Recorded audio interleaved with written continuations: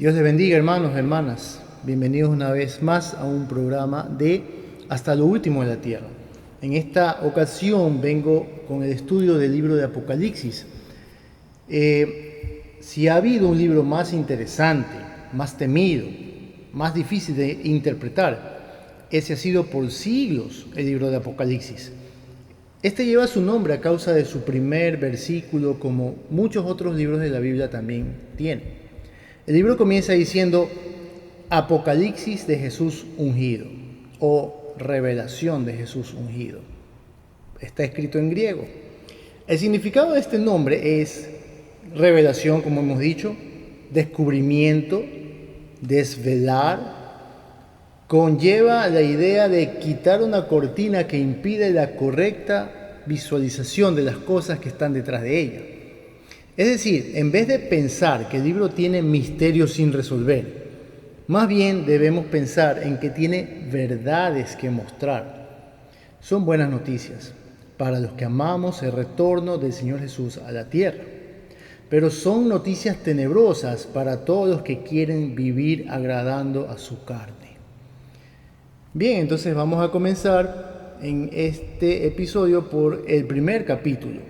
Cada capítulo va a tener su propio audio, su propio video, para que usted lo pueda detalladamente estudiar, siempre junto a su Biblia, siempre leyendo el capítulo a la vez que usted está escuchando este audio. El primer capítulo da a conocer el propósito del libro. También nos da a conocer el autor y su transcriptor. Cada versículo es necesario analizarlo ampliamente, junto con las profecías de Daniel, Isaías, Jeremías, Ezequiel, también el Evangelio de Mateo, capítulo 24 específicamente, y otros textos de las cartas del Nuevo Testamento. Por eso he dividido el estudio de este libro en los 22 capítulos correspondientes a los capítulos del libro de Apocalipsis en sí. Para este estudio he utilizado los comentarios de Moody, de Matthew Henry, y los libros Explicación del libro de Apocalipsis de Iván Barchuk y el libro Porque el tiempo sí está cerca de John MacArthur. Es necesario seguir este estudio con la Biblia a la mano. Comencemos entonces. Bien, Apocalipsis 1, versos 1 a 2, leo. La revelación de Jesucristo que Dios le dio para manifestar a sus siervos las cosas que deben suceder pronto, y la declaró enviándola por medio de su ángel a su siervo Juan, que ha dado testimonio de la palabra de Dios y del testimonio de Jesucristo y de todas las cosas que ha visto. Bien, el primer capítulo tiene tanto que decirnos. No hubiera tantas sectas si las personas leyeran detenidamente tan solo el primer capítulo. Primero nos dice lo que ya sabemos, que es una revelación. O sea, que es como que quitamos el secreto y lo damos a conocer. Luego dice que Dios le dio a Jesucristo esa revelación. Alguien podría pensar que Jesús ya debiera saberlo todo. Pero debe entenderse que nuestro Señor Jesucristo se limitó a sí mismo y tomó forma de siervo. Se hizo semejante a los hombres cuando estuvo en su ministerio terrenal, por lo que él mismo declaró acerca de su segunda venida. Pero del día y la hora nadie sabe, ni aun los ángeles de los cielos, sino solo mi Padre. Eso lo dijo en Mateo 24, 36. No fue sino hasta después de su exaltación que Dios Padre dio a nuestro Señor Jesucristo, su Hijo, esta revelación. Hay algunos que dicen que Jesucristo es el mismo Dios Padre y el mismo Espíritu Santo. Pero aquí el verso nos dice que el Padre ha dado al Hijo esta revelación. Asimismo, cuando Jesús se bautizó, el Espíritu Santo descendió y se oyó una voz del cielo que dijo: Este es mi Hijo amado. Eso lo lee usted en Mateo 4, de 13 al 17. Vemos pues en todos estos eventos más de una persona participando. ¿Cómo es que algunos dicen que no hay tres personas en la Trinidad, sino solo uno? Deberían leer bien lo que está escrito. Dios Padre ha dado esta revelación a su Hijo Jesucristo. El verso 1 continúa diciendo que esta revelación es para dar a conocer a sus siervos, sus hijos, sus escogidos, los que confían en Cristo Jesús como único intermediario ante el Padre. ¿Qué cosa? Las cosas que están por suceder pronto. Este libro no lo entenderán los científicos o escépticos, ni las personas que no han sido regeneradas por el Espíritu de Dios. Porque nos dice Pablo en 1 Corintios, pero el hombre natural no percibe las cosas que son del Espíritu de Dios porque para él son locura y no las puede entender porque se han de discernir espiritualmente. 1 Corintios 2:14. Como dice John MacArthur, los que no quieren reconocer a Jesucristo como Señor no pueden aspirar a comprender este libro. También dice, los incrédulos solo hallan confusión en Apocalipsis, cosa que también comparto. Al final del verso 1 nos dice que esta información es dada a través de un ángel a su siervo Juan. Este Juan es el apóstol escogido por el Señor Jesucristo en su ministerio terrenal. De este discípulo dijo el Señor Jesús a Pedro que quedaría hasta que Él venga. ¿Recuerdan ese pasaje? Está en Juan 21, versos 21 al 23, se los leo. Cuando Pedro le vio, dijo a Jesús, Señor, ¿y qué de este? Refiriéndose a Juan. Jesús le dijo, si quiero que él quede hasta que yo venga, ¿qué a ti? Sígueme tú. Este dicho se extendió entonces entre los hermanos que aquel discípulo no moriría. Pero Jesús no le dijo que no moriría, sino dijo, si quiero que él quede hasta que yo venga, ¿qué a ti? Entonces uno podría decir que mismo se quedó Juan dando vueltas alrededor del mundo, como algunas personas alguna vez interpretaron, hasta que el Señor venga, porque aún no ha venido. Entonces alguien podría decir, entonces todavía el discípulo Juan está por ahí dando vueltas hasta que venga el Señor. Esto sí se cumplió, hermano, pero no en el modo en que todos esperan. Te lo explico. Juan vio en esta revelación, en el libro de Apocalipsis que está escrito, él vio la venida, el retorno del Señor. La presenció estando en el Espíritu, como dice el verso 10. De modo que Juan vivió hasta por lo menos el año 96, año en el que se escribe el libro de Apocalipsis, y presenció la venida del Señor en esta revelación. No es que Juan iba a vivir más de 2000 años, sino que en cierto modo vivió hasta ver cómo será su retorno. Y al ver esta revelación, la escribió, dio testimonio de ella y luego pues murió, cumpliéndose así la palabra de nuestro Señor Jesucristo. En cierto modo, él sí se quedó hasta que viniera, pero fue una visión que él recibió. También vemos que son los ángeles quienes interactúan con Juan durante todo el libro para dar a conocer estas verdades. Juan apenas puede estar consciente delante de Jesucristo, pues dice que cayó como muerto a sus pies. Eso lo dice más adelante en el verso 17. Es necesario que los ángeles ayuden a Juan en todo tiempo. Apocalipsis 1:3 dice, bienaventurado el que lee y los que oyen las palabras de esta profecía y guardan las cosas en ella escritas, porque el tiempo está cerca. Esta es la primera de las 7 bienaventuranzas encontradas en este libro. Las otras 6 son, bienaventurados de aquí en adelante los muertos que mueren en el Señor. 14:13. Bienaventurado el que vela. 16:15. Bienaventurados los que son llamados. 19:19. Bienaventurado y santo el que tiene parte. 20:6. Bienaventurado el que guarda. 22:7. Bienaventurados los que lavan sus ropas. 22:14. Analicemos la primera, pues se halla en este capítulo que estamos estudiando.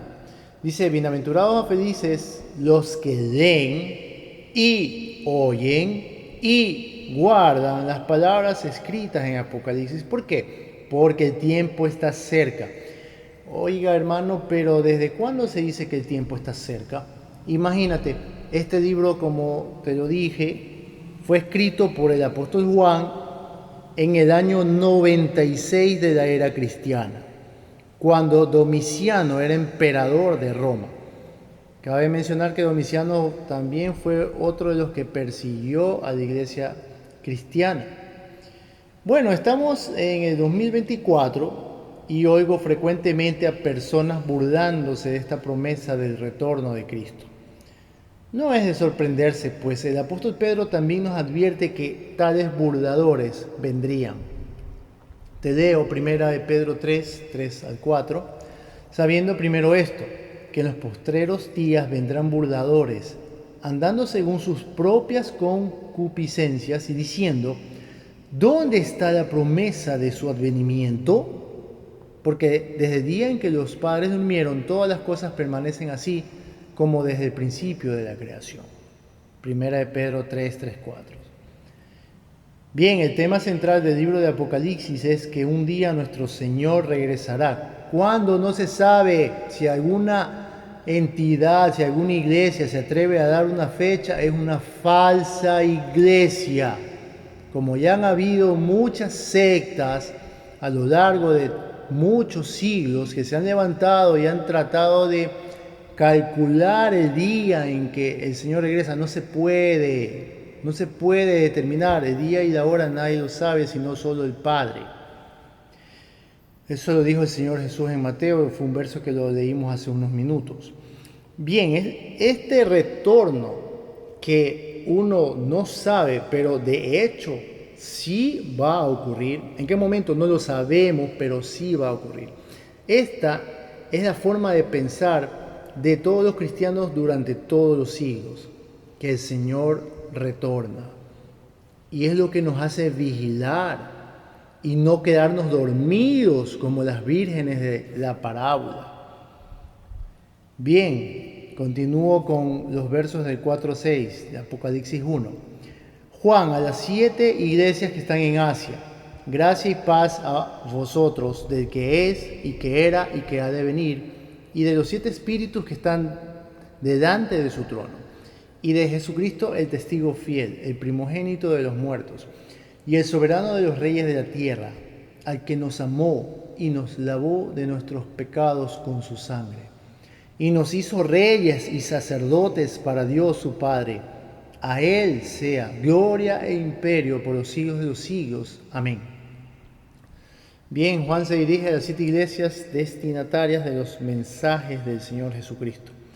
El Señor las saluda con sus 7 espíritus. El Señor aquí nos da el ejemplo de caballerosidad y amabilidad que todo creyente debe tener, el saludo.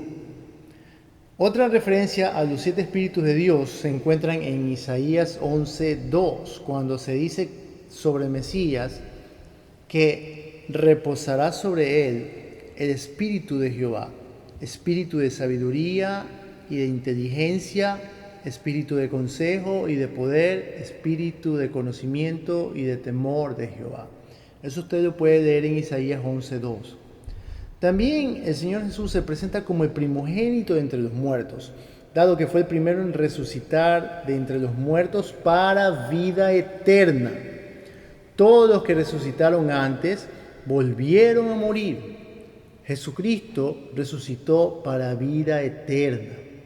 También dice que es el soberano de los reyes de la tierra, y esto se cumplirá a cabalidad cuando el Señor establezca su reinado milenial aquí en la tierra. Se dirige con ternura hacia sus hijos, identificándose como el que nos amó y nos lavó de nuestros pecados con su propia sangre. Esto habla de la redención de todos los que nos arrepentimos de nuestros pecados y confiamos en Él como Salvador cuando alguien nos habló de este Jesús. No solamente eso, sino que nos elevó a posiciones de reyes y sacerdotes para Dios, su Padre. Otra referencia a más de una persona en la Trinidad. Bien, continúo con Apocalipsis 1:7. He aquí que viene con las nubes y todo ojo le verá, y los que le traspasaron, y todos los linajes de la tierra harán lamentación por él. Sí, amén. Bien, las nubes siempre han sido una señal de las cosas celestiales. Recordemos la nube que guiaba de día al pueblo cuando salió de Egipto al desierto, y la nube que también se ubicaba encima del tabernáculo. Puede leer en Números 9:15. Él, el Señor Jesús, se fue en las nubes y así mismo volverá. También cuando el profeta Daniel tuvo la visión del Hijo del Hombre, lo vio viniendo entre las nubes. Usted puede ver Daniel capítulo 7. También dice que todo ojo le verá. Eso significa de manera directa, es decir, en persona, hermano y hermana que me escuchan. Si la tierra fuera como nos pintan en las películas, así de redondita, bonita, este versículo no fuera posible. El concepto bíblico siempre ha sido una tierra plana. Arriba el cielo, abajo la tierra y más abajo el Seol. Si la Biblia dice que todo ojo le verá, así va a suceder, y no con la ayuda de la televisión, ni del internet, ni de ningún dispositivo, sino que todo ojo le verá. Entiéndelo. ¿Cómo tiene que ser la forma de la tierra para que todo ojo lo pueda ver cuando Él venga, desde el cielo, desde arriba? Esto es algo que nos hace meditar. Y muchas veces nosotros queremos conciliar la ciencia con la Biblia. Hermano, eso no te pongas a hacer. La Biblia está sobre toda otra cosa, sobre todo otro libro y sobre toda otra eminencia, institución o autoridad en la tierra. Si la Biblia dice que todo ojo lo verá, así va a suceder. En cuanto a los que le traspasaron, no se refiere al soldado romano que lo hirió con su lanza, porque no habla en singular sino en plural. Además habla de personas que están vivas en el día que regrese el Señor. Los que le traspasaron se refiere al pueblo judío que lo juzgó, mejor dicho, a sus descendientes, que para ese entonces no lo habrán reconocido aún como Mesías.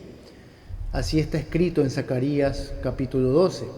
Y derramaré sobre la casa de David y sobre los moradores de Jerusalén espíritu de gracia y de oración, y mirarán a mí, a quien traspasaron, y llorarán como se llora por hijo unigénito, afligiéndose por él como quien se aflige por el primogénito. Zacarías 12:10. Los descendientes de Israel llorarán de arrepentimiento, pero las demás tribus de la tierra que no hayan recibido a Jesucristo como Señor, llorarán más bien de terror y espanto, de saber que ya será muy tarde para arrepentirse de sus pecados e irán a la condenación. El verso 8: yo soy el alfa y el omega, principio y fin, dice el Señor, el que es y que era y que ha de venir, el Todopoderoso. Jesús se refiere a sí mismo como el alfa y el omega, primera y última letra del alfabeto en griego, principio y fin. Pero Dios Padre también dice de sí mismo en Isaías 44:6. Así dice Jehová, Rey de Israel, y su Redentor, Jehová de los ejércitos: yo soy el primero y yo soy el postrero, y fuera de mí no hay Dios. Isaías 44:6. ¿Cómo pueden haber dos personas que sean primero y postrero al mismo tiempo, a menos que las dos personas sean una? Aquí es cuando muchos tropiezan en doctrinas equivocadas. No te confundas, hermano o hermana. La Biblia enseña que hay Dios Padre, Hijo y Espíritu Santo, y aunque no lo entiendas, así es. Y así mismo, al Hijo se le da la misma honra que al Padre. Dice Juan 5:22 y 23, porque el Padre a nadie juzga, sino que todo el juicio dio al Hijo, para que todos honren al Hijo como honran al Padre.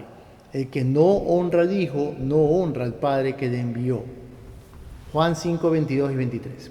Vemos además que nuestro Señor Jesucristo se autodenomina el Todopoderoso, así que todos honremos al Hijo tal como se honra al Padre. Sigamos. Verso 9.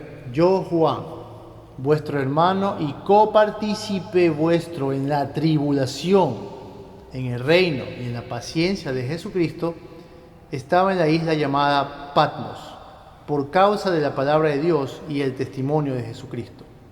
Juan, con suma humildad, diferente a esos apóstoles modernos que se presentan y exigen hoteles y donaciones y muchas cosas, muy diferente a eso, se presenta como copartícipe ¿en qué? En tribulaciones.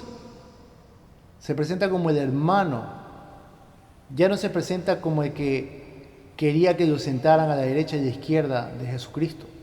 Se presenta como un hermano más, un copartícipe de nosotros los cristianos en la tribulación. Bien, declara él también haber estado en ese momento en la isla de Patmos.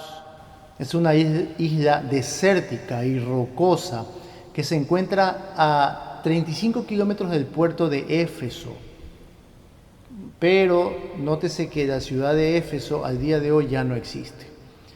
Y para hacer una referencia moderna, queda a 64 kilómetros de la moderna Turquía.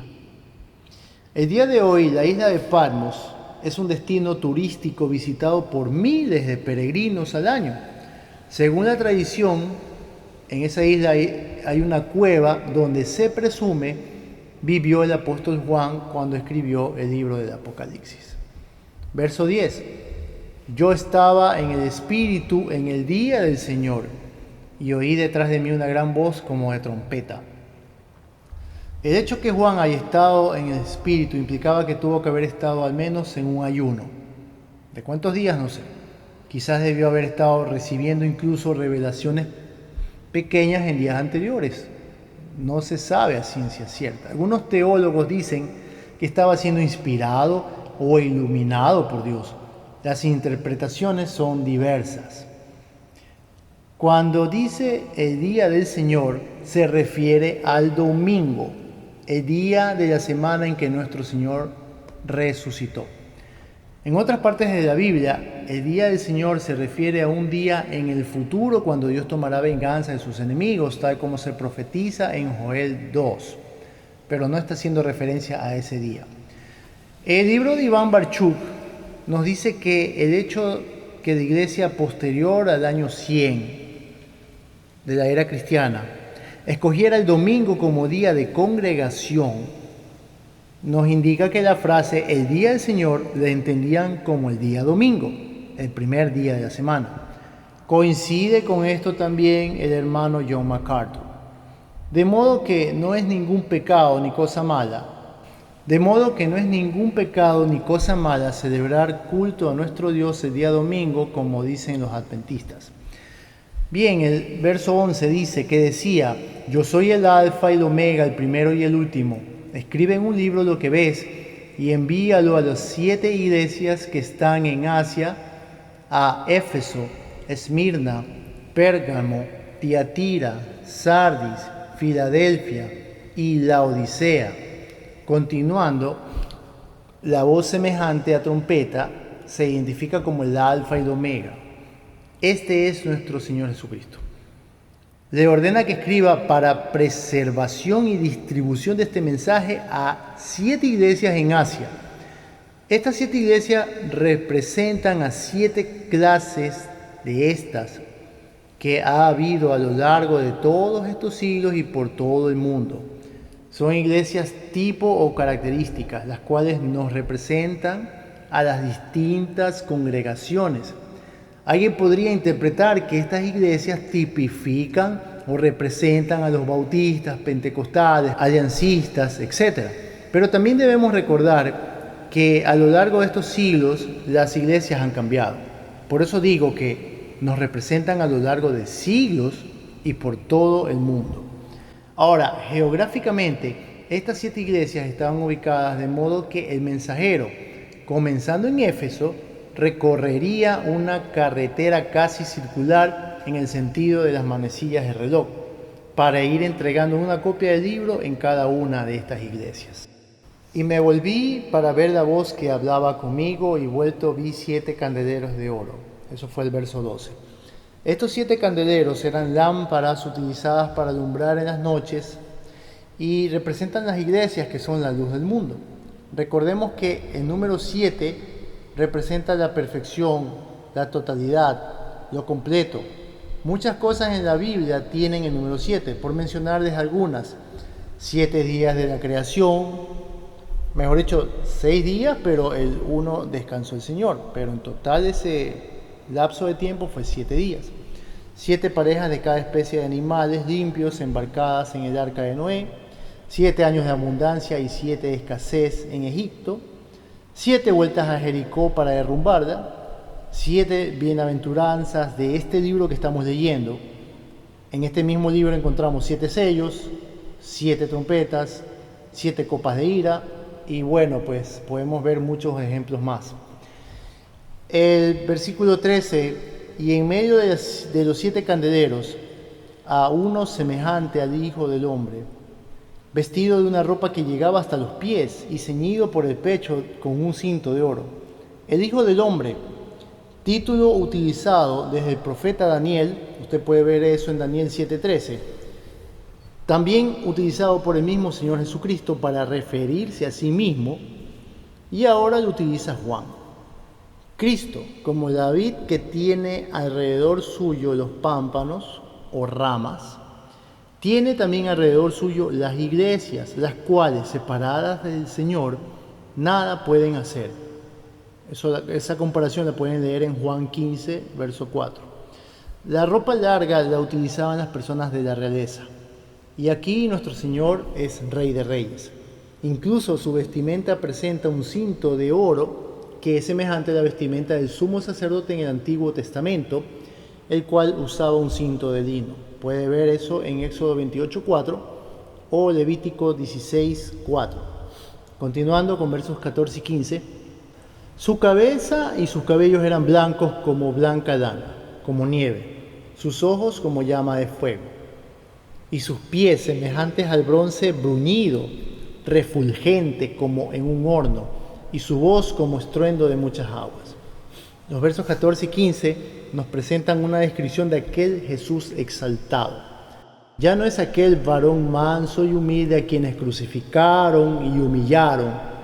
Ahora es Señor, aquel que regresará algún día a juzgar a vivos y muertos. ¿Estás tú listo para ese día? Bien, su cabeza y cabellos blancos nos recuerda a la visión del anciano de días que vio Daniel en Daniel 7:9, lo puede leer. Los ojos de fuego significan que Él todo lo puede ver, es omnisciente. La similitud de estos versos entre estas dos personas que leemos en Daniel 7 y Apocalipsis 1 nos hacen ver que son iguales. No se sorprenda de que Jesús es igual a Dios, Él mismo lo dijo. Alguien puede decir, ¿dónde dijo eso? Juan 10:30, yo y el Padre uno somos.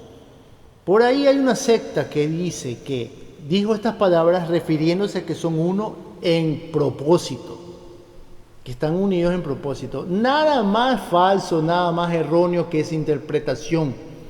Pues los versos siguientes dicen, en Juan 10:33, del 31 al 33, dice, entonces los judíos volvieron a tomar piedras para apedrearle. Jesús les respondió, muchas buenas obras os he mostrado de mi Padre, ¿por cuál de ellas me apedreáis? Le respondieron los judíos diciendo, por buena obra no te apedreamos, sino por la blasfemia, porque tú, siendo hombre, te haces Dios. Expresamente dice el verso 33, que lo iban a apedrear a Jesús porque había manifestado que Él es Dios, y así lo entendieron los judíos de aquel día. Ojalá los testigos de Jehová también entendieran eso. Ojalá ellos leyeran Apocalipsis 1 y Juan 10 para que pudieran entender estas palabras. Pero bien, sigamos. El verso 15 dice que sus pies son como el bronce bruñido, pulido a piedra, que brillan como cuando el metal se pone incandescente en el horno en su temperatura de fusión. También dice de su voz como estruendo de muchas aguas. El verso 16, tenía en su diestra 7 estrellas, de su boca salía una espada aguda de 2 filos, y su rostro era como el sol cuando resplandece en su fuerza. Las 7 estrellas como nos da el mismo Señor Jesús la interpretación, más adelante en el verso 20, son los 7 ángeles de las 7 iglesias. La palabra ángel significa mensajero y no debería interpretarse aquí como los seres angelicales, sino más bien como los pastores u obispos de cada una de estas 7 iglesias mencionadas en Apocalipsis. ¿Por qué habría de dar el Señor mensajes por medio de Juan a otros ángeles? El Señor puede directamente darlos. Más bien, debe entenderse que el mensaje era para los obispos, aquellos guardianes responsables por las ovejas de cada iglesia. Y cada uno de estos obispos iba a llevar este mensaje, a replicar este mensaje a cada uno de ellos. La palabra de Dios que sale de la boca del Señor Jesús, como dice en Hebreos, es como una espada. Dice Hebreos 4:12, porque la palabra de Dios es viva y eficaz, y más cortante que toda espada de 2 filos, y penetra hasta partir el alma y el espíritu, las coyunturas y los tuétanos, y discierne los pensamientos y las intenciones del corazón. Así que por eso puede ser la imagen que vemos de una espada saliendo de su boca. Bien, su rostro lleno de santidad y pureza, resplandeciente como el sol, nos recuerda a las palabras de Jesús al explicar la parábola del trigo y la cizaña en Mateo. Cuando él explicó esto en Mateo 13:41, puedo leerles: enviará el Hijo del Hombre a sus ángeles y recogerán de su reino a todos los que sirven de tropiezo y a los que hacen iniquidad, y los echarán en el horno de fuego. Allí será el lloro y el crujir de dientes. Entonces los justos resplandecerán como el sol en el reino de su Padre. El que tiene oídos para oír, oiga. Así que esta santidad es la que hace que su rostro sea como el sol. Y los hijos de Dios también tendrán esa misma apariencia. Continuando con los versos 17 y 18. Cuando le vi, caí como muerto a sus pies.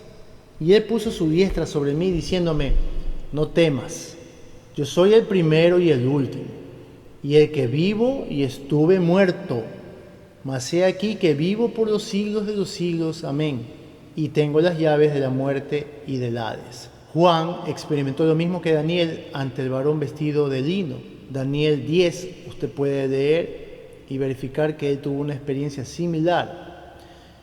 En ese estudio de Daniel, que recomiendo que repasen, que es otro audio, video que está por ahí, se dijo que algunos teólogos concluyen que Daniel se pone a conversar con una teofanía. Él tiene una visión de una teofanía, es decir, que él pudo ver a Cristo preencarnado. Bien, ese es otro estudio que ustedes lo pueden revisar.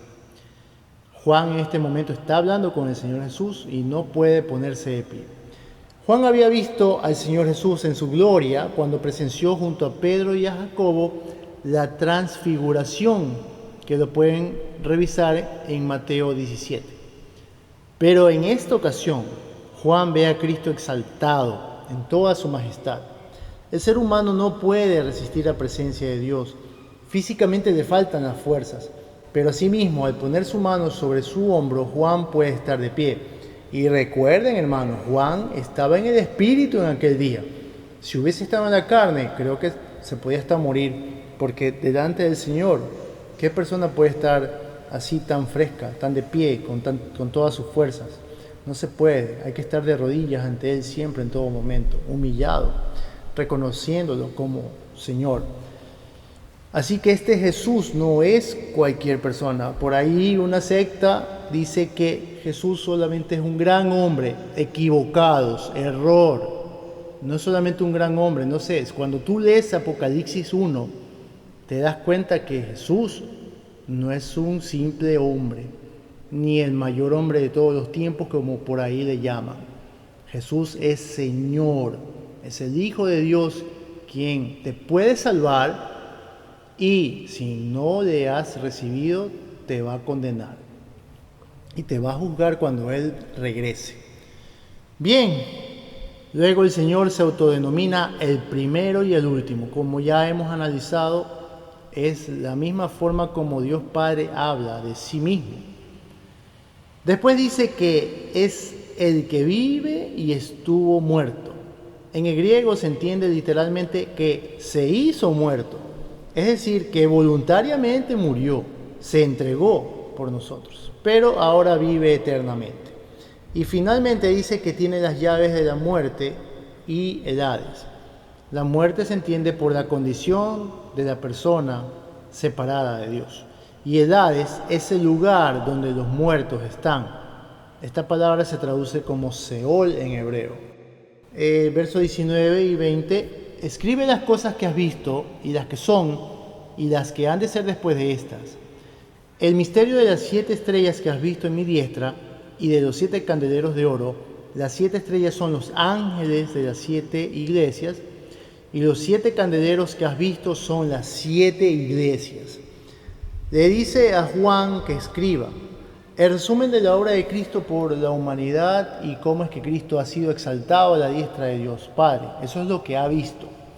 Luego le dice que escriba lo que es decir, el mensaje a las iglesias que está a punto de escribir, que está a punto de ser dado a continuación en los capítulos 2 y 3. Y al final, que escriba las cosas que está aún por acontecer. Son esos eventos los que vamos a estudiar a partir del capítulo 4. Y que aún no acontecen. Al final, como ya se ha explicado, Jesucristo dice que las 7 estrellas son los ángeles, o mejor dicho, los obispos de estas iglesias, y los candeleros se entienden por el lugar geográfico, físico, donde están estas iglesias, donde ellos se congregaban, el lugar físico, la ciudad. En resumen, el capítulo 1 de Apocalipsis nos presenta a su autor, el mismo Señor Jesucristo en su gloria y poder.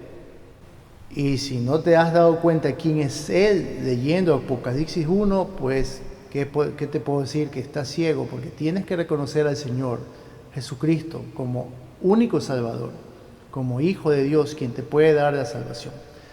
Bien, nos da también el antecedente del escritor, que es Juan, el apóstol, y en qué circunstancias se hallaba a la hora de recibir la revelación. Esto a su vez nos da cómo calcular la fecha de la obra, que es el año 96 de la era cristiana.